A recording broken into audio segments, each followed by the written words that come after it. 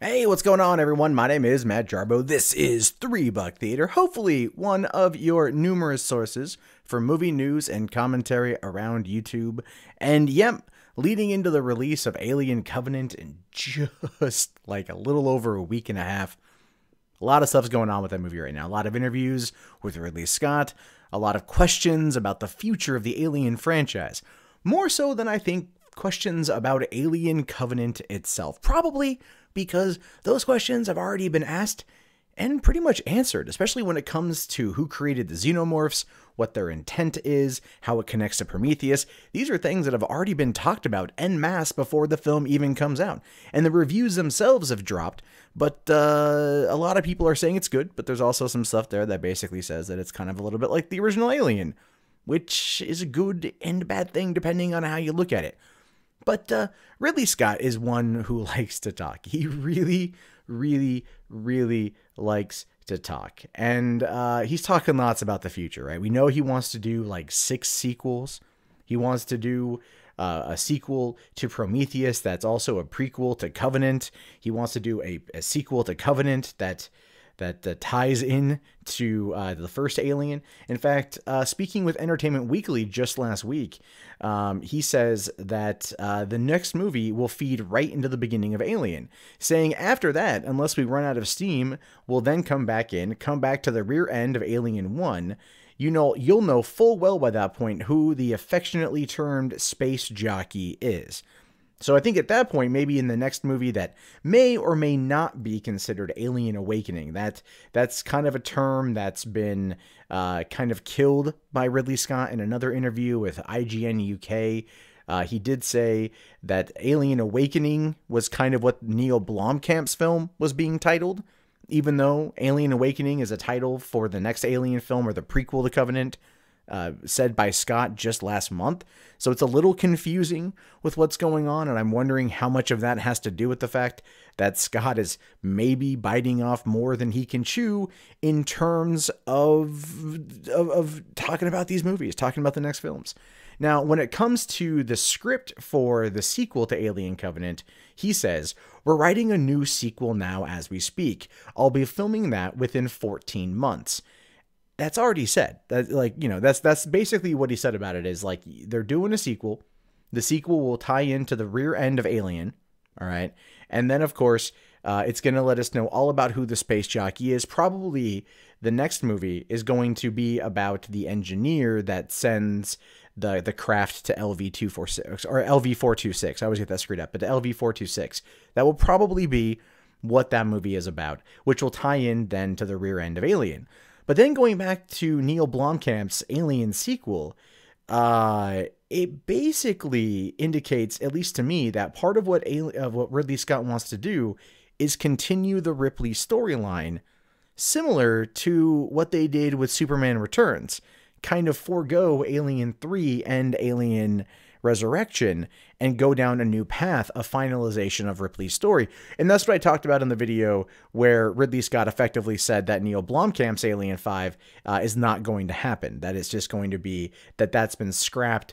And as I said then, and I will reiterate that point now, basically Scott, I think, cockblocked Blomkamp, even though he won't admit it. I think he did. I think he cockblocked him in order to maintain control of the series. I think he wants to make sure he's the one in charge. But whether or not Scott actually does this in the next 14 months is going to be very telling, because right now he's gearing up to shoot a movie called All the Money in the World for Sony. And then he's getting ready also to shoot another film at Fox called The Cartel. And then he's even saying that he would reteam with Drew Goddard for an adaptation of The Wraths of the Broken Land. And all of that before getting into the director's chair for Alien Awakening or whatever the next movie is going to be called. Ridley Scott, it will pretty much be making movies, I think, literally until the day he dies. But when I think about what he's trying to now say in terms of where he wants to take the franchise, I think he's trying to mitigate not damage or fallout, but expectations, right? Like him coming out saying, we want to do 6 more of these movies. I get it. You're excited. You're in the hype mode. You want to tell the story. But the thing is, Alien is a very interesting tale to tell. It's one that's going to require a bit more subtlety, a bit more nuance, I think, and hopefully a better script. Because the first movie worked as a creature feature, it worked as a horror movie. The second one worked as a way to squash bugs in space, right? And I don't think Ridley Scott necessarily liked the direction James Cameron took that franchise, because what he had crafted in 1979 was this very kind of isolated horror film where Cameron took it and just blew it up to like the nth degree. And then that made everyone, I mean, you ask most people out there, what's your favorite alien movie? And they're going to tell you it's Aliens. Most of the time, it's Aliens. Why? Because it had the punchier dialogue, it had the action, and it had the giant alien queen, it had the flamethrowers, it had the mech suit, it had all of those things that a lot of people really, really, really loved about that. And I think because David Fincher was maybe trying to go back to the same mindset that Ridley Scott had with Alien 3, never mind the fact that the execs at 20th Century Fox were also really fucking things up in the works, it really kind of lost something along the way. And then, of course, you get Alien Resurrection, which had a lot more action in it, but the cloning storyline and ultimately the end of that thing was pretty crap. Now, I happen to be a fan of the AVP movies just because I felt like they were creature features in their own right, especially the sequel, AVP Requiem. But I was always really wanting to see what Neil Blomkamp had in mind for Alien 5. And I think now what's going to happen is Ridley Scott's going to take that idea and he's going to extrapolate that in his own way in order to effectively cut Blomkamp off.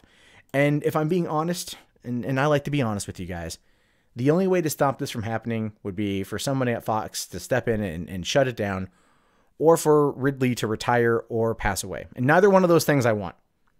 But this right now is the ball is in his court, and he is holding on to it for dear life. And whether we like it or not, this is what we're going to get when it comes to this franchise going forward. And I can only hope for the best. But I want Scott to not rush it, to not force it. And I feel like he kind of is. Yes, there's been a 5-year gap between Prometheus and Covenant, but I feel he's now in this place where he's feeling the pressure of time.